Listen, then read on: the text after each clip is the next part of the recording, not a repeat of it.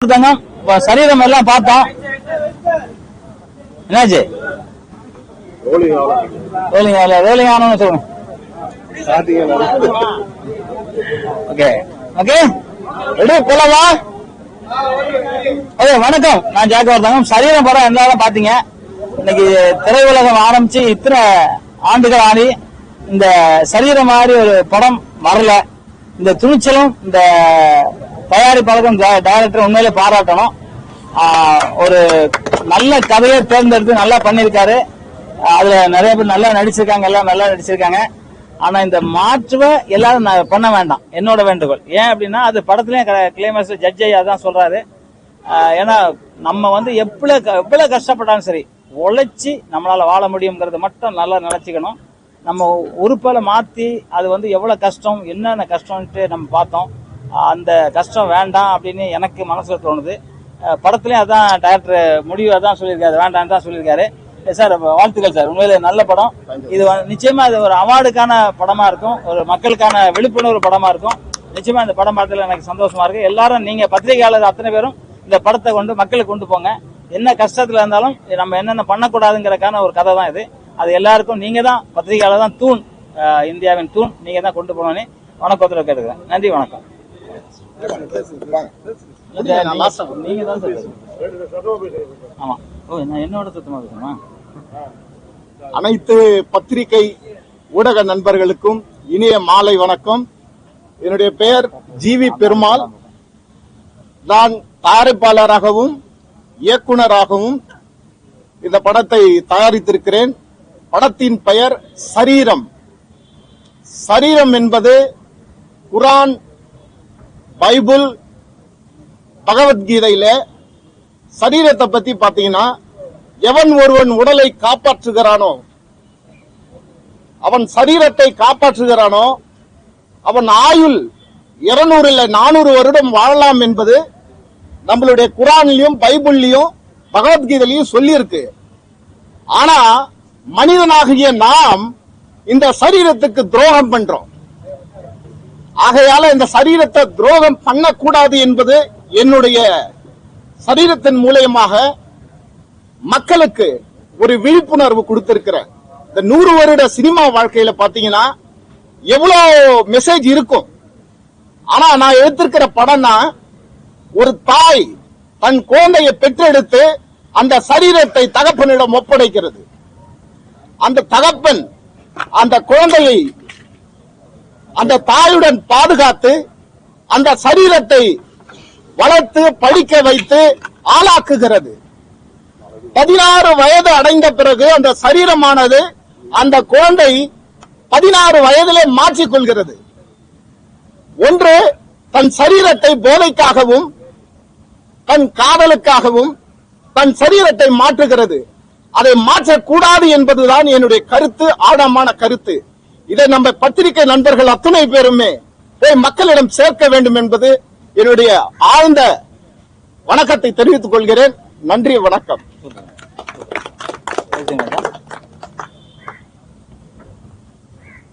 வணக்கம் பத்திரிகை நண்பர் ஊடகத்துக்கு என் மாலை வணக்கம். ஆக்சுவலி இந்த படத்தில் நான் கொரியோகிராஃபராக தான் சாங்ஸ் எல்லாம் நான் தான் பண்ணியிருக்கேன். ஸோ சாரை மீட் பண்ண சொல்லுவோம், சாங் பண்ணும் மாஸ்டர் வாங்க அப்படின்னு சொல்லி கூப்பிட்டாரு. சரி, நான் போகும்போது இந்த கதையை என்கிட்ட சொன்னார். ஸோ கதை கேட்கும்போது சூப்பராக இருந்துச்சு. சார் யாருமே பண்ணாத ஒரு வித்தியாசமான ஸ்டோரியாக இருக்குது, கண்டிப்பாக இது நல்லா வரும் சார் அப்படின்றப்போ இந்த வில்லன் கேரக்டர்ன்ற ஒரு மேட்டரை எனக்கு சொன்னார். மாஸ்டர் நீங்கள் இந்த கேரக்டர் பண்ணால் ரொம்ப நல்லா இருக்கும், நீங்கள் பண்ணுறீங்களான்னு கேட்டார். அதுக்கப்புறம் அவர் அந்த கதையை என்கிட்ட சொல்லும்போது அந்த என்னோட கேரக்டர் ரொம்ப நல்லா இருந்துச்சு. ஸோ உடனே நான் ஓகே சார் சொல்லி ஒத்துக்கிட்டேன். அந்த ஃபுல் பெருமை நம்ம ஜிவி பெருமாள் சாருக்கு தான் சேரும். ஸோ இந்த படம் கண்டிப்பாக மக்களுக்கு நம்ம பத்திரிகையாளர் மீடியா நீங்கள் தான் போய் சேர்த்து எல்லாரையும் தியேட்டரில் இந்த படத்தை பார்க்கணுன்னு நான் வேண்டிக்கிறேன். இதை இந்த படத்தை ஹிட் பண்ண விஷயம் ஃபுல்லாக உங்ககிட்ட தான் இருக்கு. நீங்கள் இந்த படத்தை பெருசாக கொண்டு போய் மக்கள்கிட்ட சேர்க்கணும், அனைத்து மக்களும் தியேட்டரில் பார்க்கணுன்னு நான் வேண்டிக்கிறேன். Thank you very much. Thank you sir. வாங்க ஹீரோ, படத்தினுடைய ஹீரோ. ஹாய், எல்லாருக்குமே வணக்கம். வந்திருக்க பெரிய ஆளுங்க, பிரஸ் மீட் வந்திருக்க எல்லாருக்குமே என்னோட வணக்கம். இந்த படம் பார்த்துருக்கீங்க, உங்களுக்கு எப்படி பிடிச்சிருக்கா? இந்த கதை ஃப்ரெஷ்ஷாக இருக்கா எப்படி இருக்கு அதெல்லாம் நீங்க தான் சொல்லணும். இப்போ இந்த வாய்ப்பு கொடுத்த இந்த சரீரம் படத்துல டெபியூ பண்ணதுக்கு இந்த வாய்ப்பு கொடுத்த GV Perumal sir. Sir light ஏன் ஆஃப் ஆயிடுச்சு?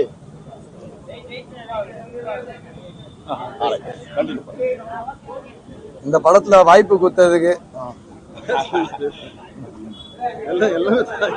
இல்ல வயரை மெரிக்காதீங்க.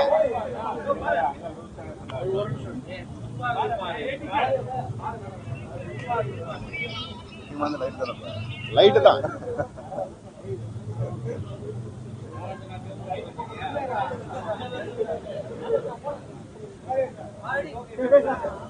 ஓகேங்களா? இங்க வந்தவங்களுக்கு எல்லாருக்குமே வணக்கம். இந்த படத்துல டெபியூ பண்ணியிருக்கேன். இந்த வாய்ப்பு கொடுத்த நம்ம Perumal sir, GV Perumal sir, அப்புறம் மனோஜ் மாஸ்டர், இவங்க 2 பேருக்குமே நான் மனமார்ந்த வாழ்த்துக்கள் தெரிவிக்கிறேன். இந்த படத்தை ஹிட் பண்ணி எனக்கு கொஞ்சம் பேச புதுசு, பட் நீங்களாம் தான் எனக்கு கொஞ்சம் சப்போர்ட் பண்ணோம். தேங்க்யூ.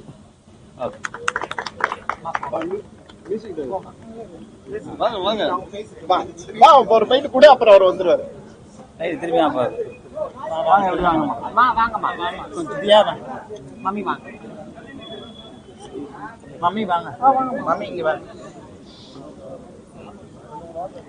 மீடியா நண்பர்கள் மற்றும் இங்க வந்திருக்கும் பத்திரிகை நண்பர்கள் அனைவருக்கும் வணக்கம். என்னோட பேர் சந்தோஷ்னி. நான் இதுல வந்து சந்தோஷ்னின்ற ஒரு திருநங்கை ரோல் பண்ணியிருக்கேன்.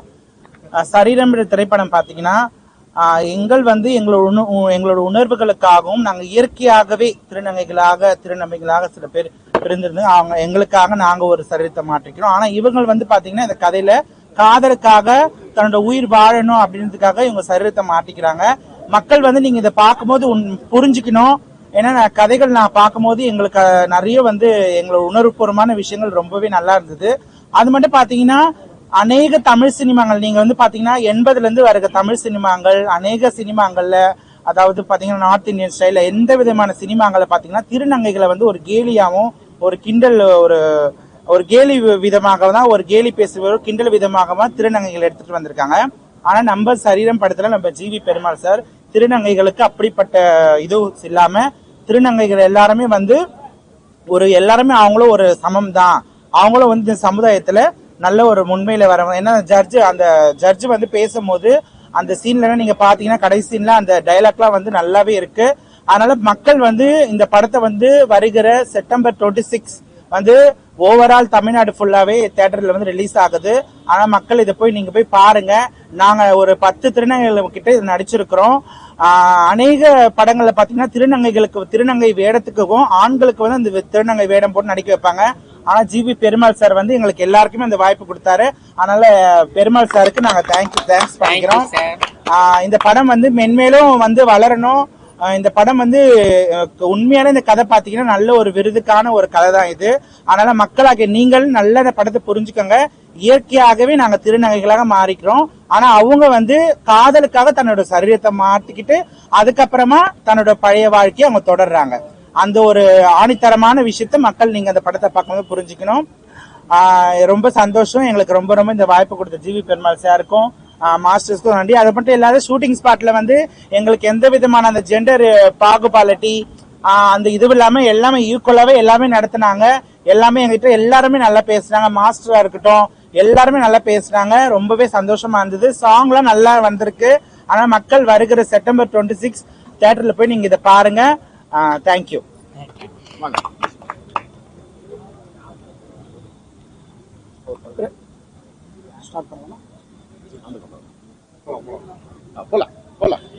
பிரஸ் மீடியா நண்பர்களுக்கு அனைவருக்கும் வணக்கம்.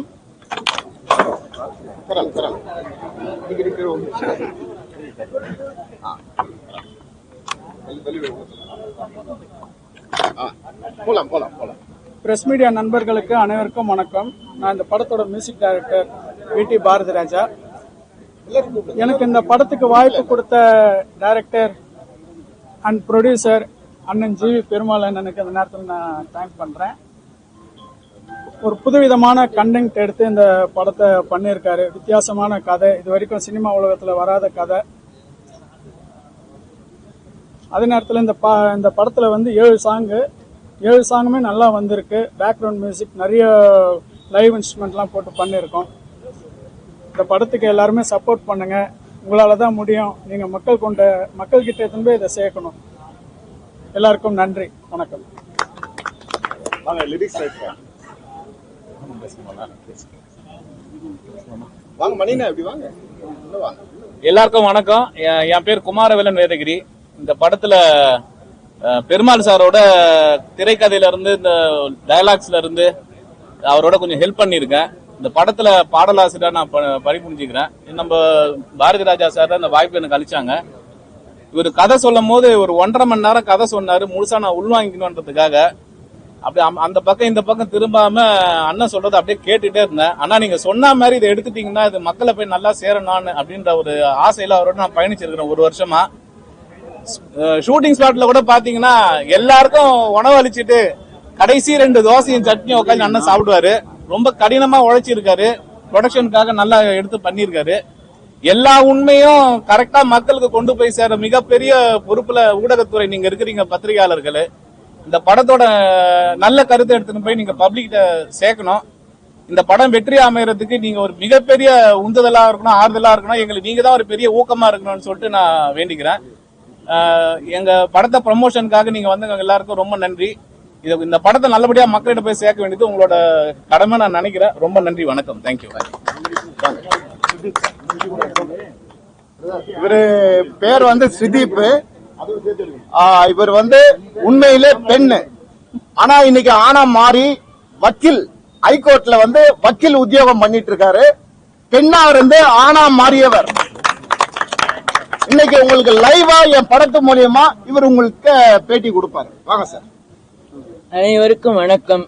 இது வந்து சார் ஜிவி பெருமாள் சார் ரொம்ப அற்புதமா எடுத்திருக்காரு. அதாவது தமிழ்நாட்டிலேயே முதல் முறையா இந்த மாதிரி ஒரு படம், சிறப்பான படம் எடுத்திருக்காரு. இது வந்து இவர் சமூக கண்ணோட்டத்துல சொல்லியிருக்காரு. அதை நான் எந்த விதமான தப்புமே சொல்லல.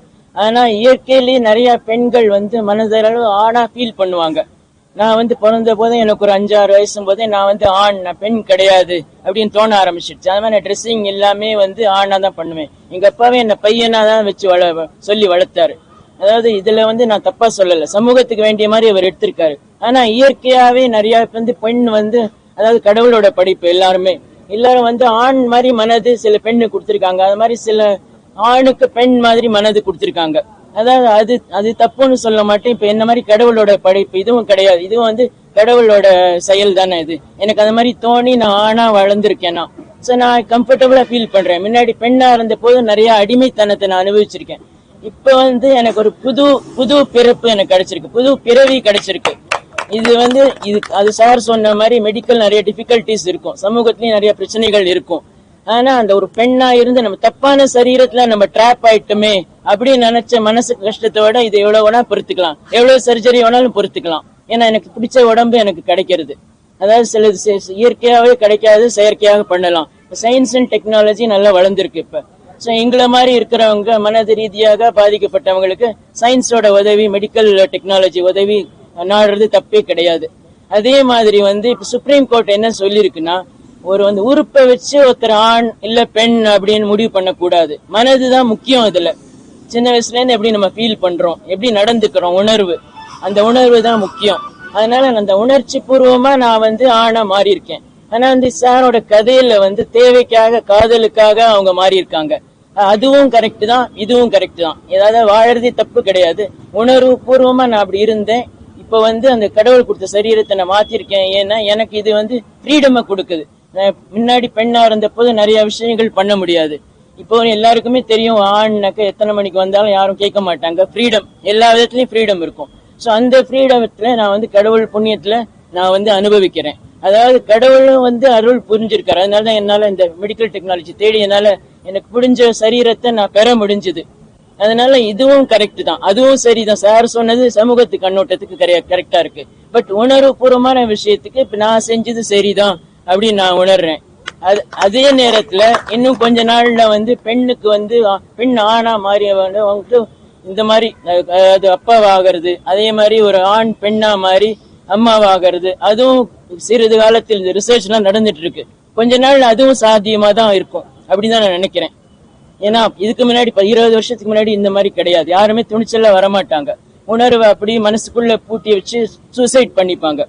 அதை விட இது பெட்டர் வந்து வாழணும், இப்படியான வாழணும் அப்படின்னு சொல்லிட்டு துணிஞ்சு வந்து பண்றாங்க. அதுக்காக தான் மெடிக்கல் டெக்னாலஜி எல்லாம் எங்களுக்கு உதவுறது. ஸோ அதுக்கு எல்லாத்துக்குமே நான் நன்றி சொல்றேன். அதே மாதிரி சார் வந்து ஃபர்ஸ்ட் எல்லாம் வந்து வெளிநாட்டுல இருந்தது, அதான் எல்லாமே எக்ஸ்பென்சிவ். இந்தியால என்னன்னா இந்த மாதிரி நிறைய மக்கள் இருக்காங்க, என்ன மாதிரி வெளியில சொல்ல முடியாம, குடும்பத்துல சொல்ல முடியாம, நண்பர்கள் சொல்ல முடியாம இருக்காங்க.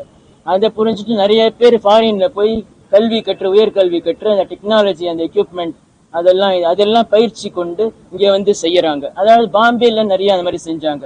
எனக்கு தெரிஞ்ச ஒரு லைவ் எக்ஸாம்பிள், பீகார்ல வந்து 5 பொண்ணுகளை பெற்றிருக்காரு ஒரு அப்பா. அவரால் என்ன விவசாயத்துல என்ன பண்ண முடியும்? பையன் இருக்கணும்னு ஆசை. மூத்த பொண்ணை வந்து பையனா மாத்தி தன்னோட விவசாய தொழில ஈடுபட்டு இப்ப பையனா மாத்தி அந்த பையன் வந்து 4 தங்கச்சிகளுக்கு கல்யாணம் பண்ணி வச்சிருக்காங்க. அப்பாவுக்கு துணையா இருக்கணும். இந்தியா மாதிரி நாட்டுல முழுசா ஒரு பெண் ஆணா மாறுறதுன்னா ஒரு 8 லட்சத்துல இருந்து 10 லட்சம் வரைக்கும். அதே மாதிரி எல்லாமே மாத்தியாச்சு. நானே மாத்திருக்கேன். பார் கவுன்சில் கார்டுல இருந்து நான் மாத்திருக்கேன். ஃபுல்லா என்னோட மேல் அப்படின்னு வருது என்னோட இதுல. இப்ப பாத்தீங்கன்னா நீங்க சொல்லிருக்கீங்க இல்லையா, அந்த விஷயங்கள் வந்து எக்ஸ்பென்சிவான விஷயங்கள் வந்து இப்ப வந்து பாத்தீங்கன்னா தமிழக அரசு வந்து என்ன கொண்டு வந்திருக்காங்க பாத்தீங்கன்னா, ஒரு காப்பீடு திட்டம். இப்ப திருநங்கையா மாறுறோம்னு வச்சுக்கோங்களேன். நாங்க ஒரு ஆணிலிருந்து ஒரு திருநங்கையா, இயற்கையாகவே நான் பிறந்து திருநங்கையா மாறணும்னு வச்சுக்கோன்னா, ஒரு காப்பீடு திட்டம் கவர்மெண்ட் மூலமாக எங்களுக்கு ஒரு டிரான்ஸ்ஜெண்டர் கார்டு கொடுப்பாங்க. அந்த கார்டை வச்சு நாங்க இந்திய அரசாங்கம், தமிழ்நாடு அரசாங்கம் மூலமா சமூக நலத்துறைக்கு கீழே வந்து அந்த கார்டு இயங்கும். அது மூலமாக வந்து எங்களுக்கு ஒரு மருத்துவ காப்பீடு அட்டை கொடுப்பாங்க. அந்த கார்டை வச்சு இப்ப ஃப்ரீயாவும் சர்ஜரி நிறைய பேர் வந்து பண்ணிக்குவோம். இப்ப இதுல இன்னொரு விஷயம் இருக்கு. இப்ப நிறைய பேர் பெண்ல இருந்து ஆணா மாறுறது டிரான்ஸ்ஜெண்டர் அப்படின்னு போடுவாங்க. அது இல்லாம மேல் அப்படின்னு வாழறதுக்கு அது கோர்ட்டே சொல்லியிருக்கு. ஒரு ஃபீமேல் வந்து மேலாவும் வாழலாம். மேல் வந்து சர்ஜரி பண்ணதுக்கு அப்புறம் ஃபீமேல்ட்டு நம்ம அடையாள அட்டைகள் எல்லாத்துலயுமே வந்து எந்த ஜெண்டர் நமக்கு விருப்பமோ, நம்ம மனசு எந்த ஜெண்டரை நோக்கி இருக்கோ அந்த ஜெண்டர் நம்ம போட்டு நம்மள வந்து அந்த மாதிரி எல்லாரும் அட்ரஸ் பண்ணணும் அப்படின்னு சொல்லிட்டு சட்டமே நமக்கு இடம் கொடுக்குது. அதே மாதிரி சமூகத்திலையும் கொஞ்சம் கொஞ்சமா ஏத்துக்கிட்டு வராங்க. அதனால எந்த பிரச்சனையுமே கிடையாது. இப்போதைக்கு ஸ்ரீதீப்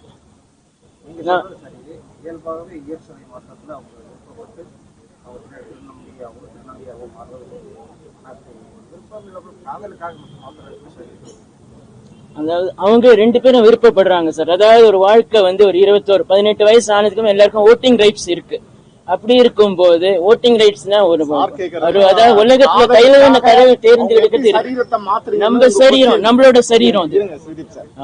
காதலுக்காக தன்னுடைய சரீரத்தை எப்படி மாத்திருக்காங்கன்னு கேக்குறீங்க. அவங்க வந்து உயிருக்கு பயந்து, ஐயா எவ்வளவு திரைக்கதை இருக்கு சார். காதலுக்காக நிறைய திரைக்கதைகள் பிறப்புக்கு முன்னாடி இருந்து இன்றைய காலகட்டம் வரையும், இந்த லவ் டுடே வந்த வரையும் பாத்தீங்கன்னா காதலுக்காக ஒரு பேட்டர்ன் சொல்லியாச்சு. நான் சொல்லி இருக்கிற பேட்டர்ன் வந்து தன்னுடைய சரீரத்தை மாத்துறாங்க. மாத்தக்கூடாது என்பதுதான் என்னுடைய கடைசி முடிவு சொல்லி இருக்கிறது. சரிங்களா? வேற ஏதாவது கொஸ்டின்?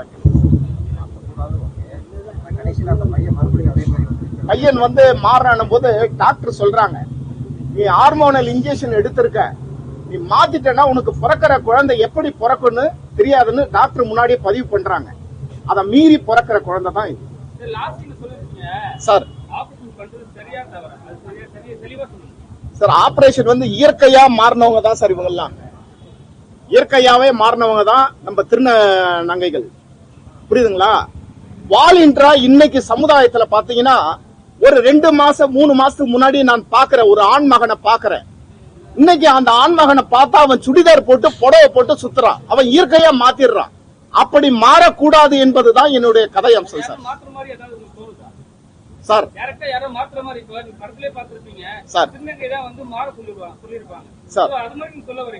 இல்ல இல்ல சார், இன்னைக்கு இருக்கிற யூத் வந்து உழைப்பு என்பது, நான் யாரையும் தப்பு சொல்ல, உழைப்பு என்பது கம்மி ஆயிடுச்சு. என்னைக்கு மொபைல் கையில வந்ததோ அவனுடைய உழைப்பு கம்மி ஆயிடுச்சு. இன்னைக்கு மொபைல் இருக்கிற இடத்துலயே அவனுக்கு எல்லா பொருளாதாரமும் எல்லாம் வந்து சேரணும்னு நினைக்கிறாங்க. அந்த இதுல இன்னைக்கு இருக்கிற சிச்சுவேஷன்ல நிறைய ஜெண்டர் வந்து அவனுக்கு இயற்கை கொடுக்காமயே மாறின பிள்ளைங்க நிறைய பேர் இருக்காங்க. அதை தெரிஞ்சுக்கிட்டு நம்ம திருநங்கைகளை அடிச்சு தொருத்தி இருக்காங்க. அந்த வரலாறு இருக்கு. சோ அதை மாறக்கூடாது என்பதுதான் என்னுடைய கருத்து சார்.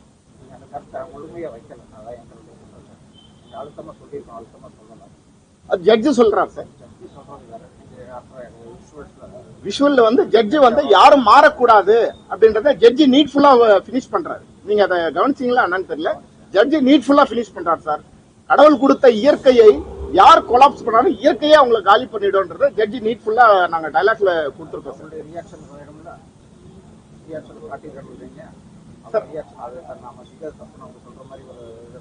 சார். Right sir. இப்போ இவங்களை வந்து அந்த ஹீரோ ஹீரோயினை வந்து நீங்க மாறிடணும் அப்படின்னு ரெக்வஸ்ட் பண்றாரு. அவங்க மாறிடுறாங்க. மாறினாலும் பேரண்ட்ஸுக்கு தன்னுடைய தாய் தகப்பனுக்கு இன்னைக்கு இருக்கிற காலகட்டத்தில் நிறைய துரோகங்கள் நடக்குது சார். நான் அதை தான் சொன்ன வந்தேன். 16 வயசு வரையும் தன் தாய் தகப்பன் நோய் நொடி இல்லாம தன்னுக்கு தேவைப்பட்ட துணிமணிகள் எல்லாமே படிப்பில இருந்து எல்லாமே கொடுக்குறாங்க. ஆனா அந்த தாய் தகப்பனுக்கு துரோகன்றது நிறைய நடக்குது சார். அந்த துரோகத்தின் கர்மா இருக்குல்ல சார், அந்த கர்மா தான் நான் எண்டு அந்த பயலை கொடுத்துருக்கேன் சார்.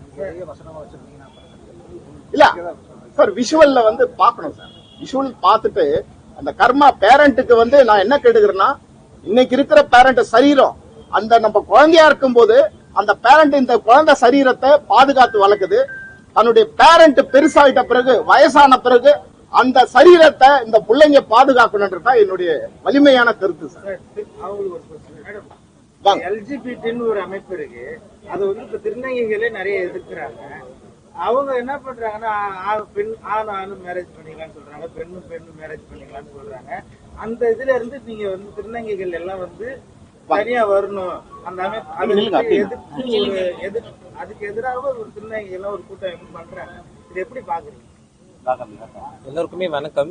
எல்ஜிபிடி அப்படின்னும் போது எல்லாம் சம்பந்தப்பட்ட, அதாவது பெண்ணாக இருக்கிறவங்க, பெண்ணோடு பெண்ணாக செக்ஸ் வச்சுக்கிறவங்க, ஆணோடு ஆணாக செக்ஸ் வச்சிருக்கவங்க, திருநங்கைகளோட ஆண்கள், இது போல பலதர பக்கத்துல எல்ஜிபிடிக்யூன்னு சொல்றாங்க.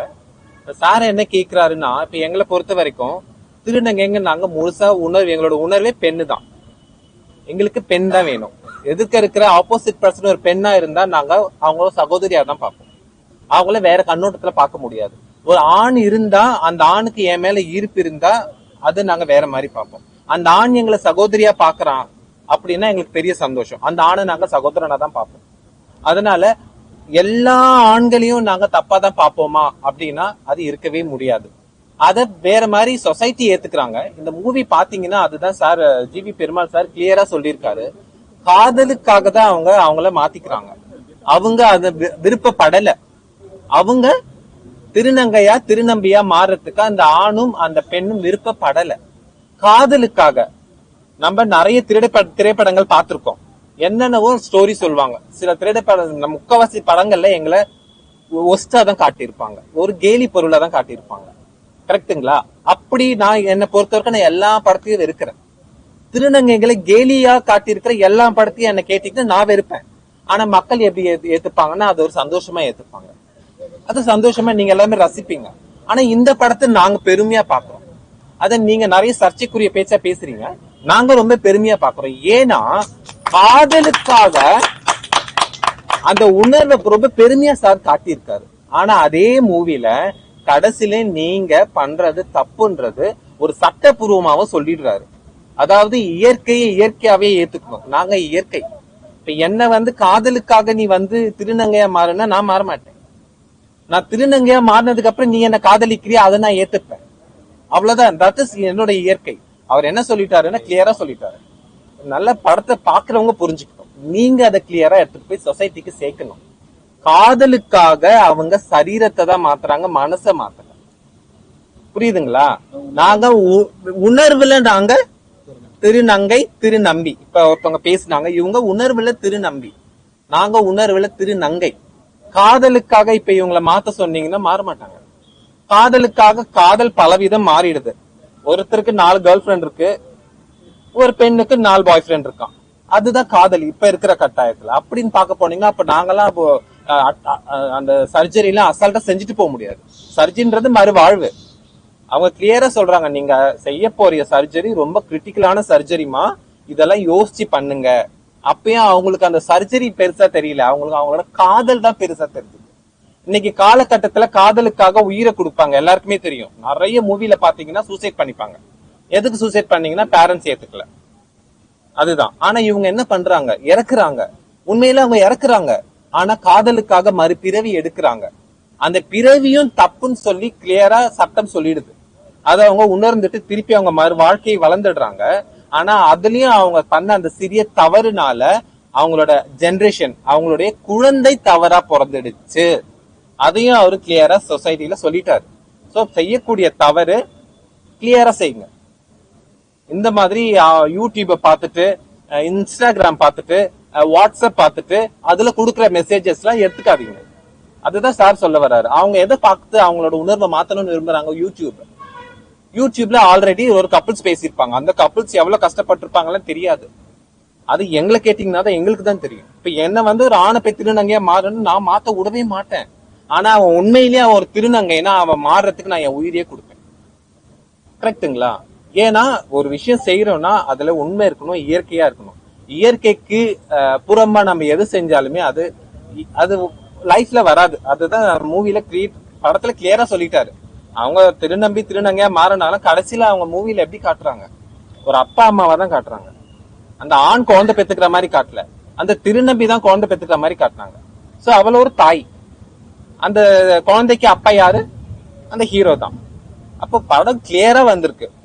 நம்ம பாக்குற கண்ணோட்டத்துல இருக்கு. புரியுதுங்களா? இல்ல நாங்க எதிர்க்கவே முடியாது இந்த படத்தை. நான் முன்னாடியே சொல்லிட்டேன். இல்ல LGBTQI நான் ஏற்கனவே சொல்லிட்டேன். சட்டம் தான் அதுக்கு பதில் சொல்லணும். ஒருத்தவங்க உணர்வு பூர்வமா அவங்க ஜெண்டர் இதுதான் சொல்லிட்டா சட்டம் அதுதான் சொல்லிடுச்சு. அதை எதிர்த்து பேசுறதுக்கு யாருமே ரைட்ஸ் இல்லைன்னு சொல்லிட்டாங்க. இப்ப LGBTQல இப்ப இவர் வந்து நான் வந்து கேன்னு சொல்லிட்டா கேன்னு அவங்க சட்டம் சொல்லிதான் ஆகணும். இல்ல அவரை நான் முன்னாடி நிக்க வச்சு 4 கேள்வி கேட்பேன், கிடையவே கிடையாது. அவர் தனிப்பட்ட விதத்துல அவர் ஒரு கேன்னு சொல்லிட்டா கே தான். சோ அந்த மாதிரி LGBTQI நாங்க எதிர்க்கவே முடியாது. புரியுதுங்களா? இப்ப எப்படி ஒரு ஊனமுற்றவர்களை எதிர்க்க முடியாதோ அந்த மாதிரிதான் நாங்க வந்து பை நேச்சர் பை பர்த் நாங்க அவ்வளவுதான். அதனால நாங்க வந்து ஒரு கேயை எதிர்க்கணுமா? அவனுக்கு விருப்பப்பட்ட வாழ்வு அவங்க வாழ்வா. ஒரு LGBT ஒரு பெண்ணை எதிர்க்கணும்னா ஆமா அவ்வளவுதான்.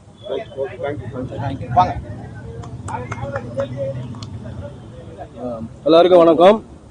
முதல்ல நான் யாருன்னு சொல்லிக்கிறேன். நான் வந்து நித்யானந்தா படத்தோட ப்ரொடியூசர், ஹீரோ. இப்போ நம்ம பாத்தீங்கன்னா சரீரம் படத்துல ஃப்ரீவில இருக்கிறோம்.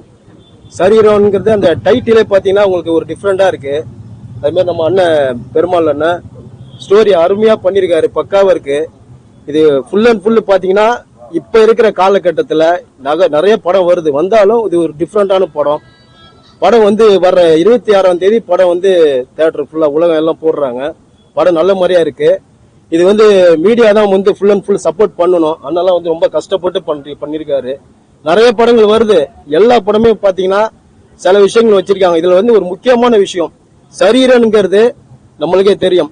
நிறைய பேர் சொன்னாங்க இந்த நாக்கு, காதலுக்காக நாக்கு, ஹார்ட் அதெல்லாம் குடிக்கிறாங்க. இதுல டிஃப்ரெண்டான ஒரு விஷயம் வச்சிருக்காங்க. அது படம் பார்த்தவங்க வேற, பார்க்காதவங்க அந்த படத்தை பார்த்து தெரிஞ்சுங்க. கண்டிப்பா அந்த படம் பெரிய அளவுல வெற்றி படம். நன்றி, வணக்கம்.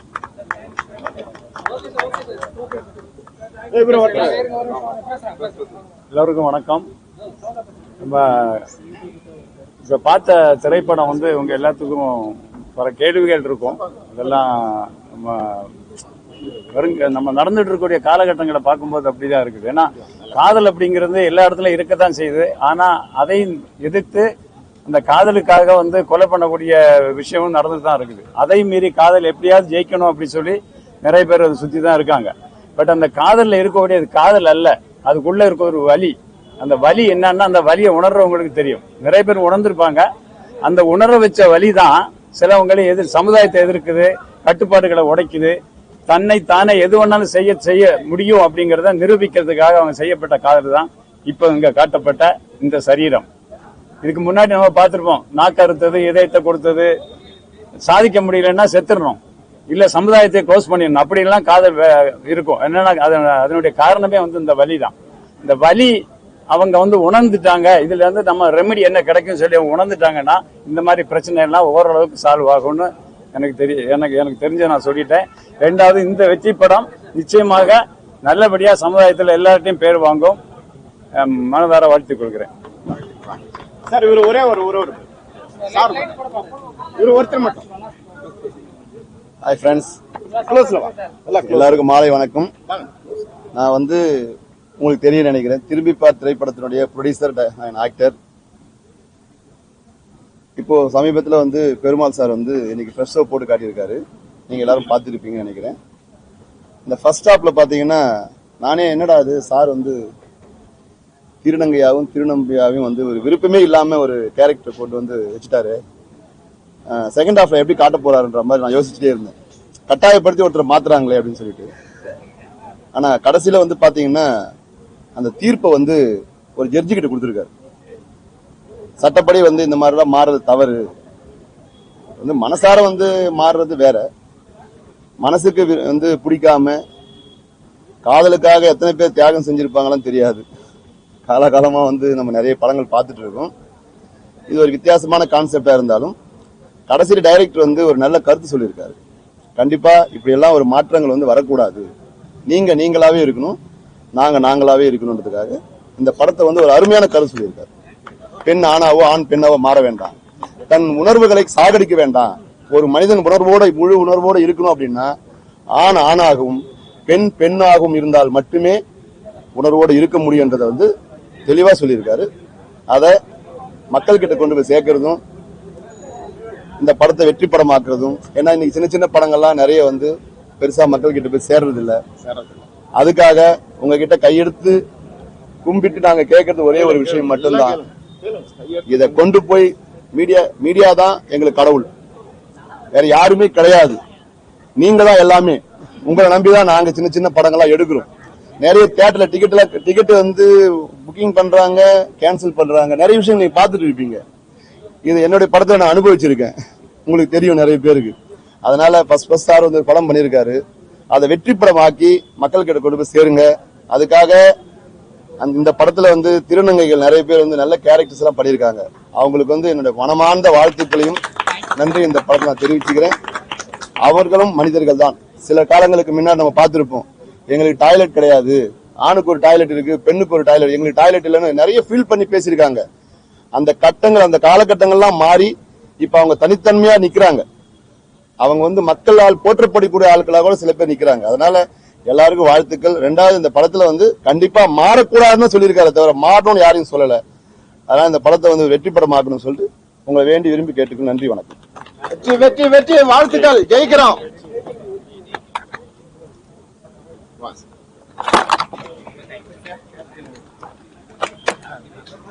என்ன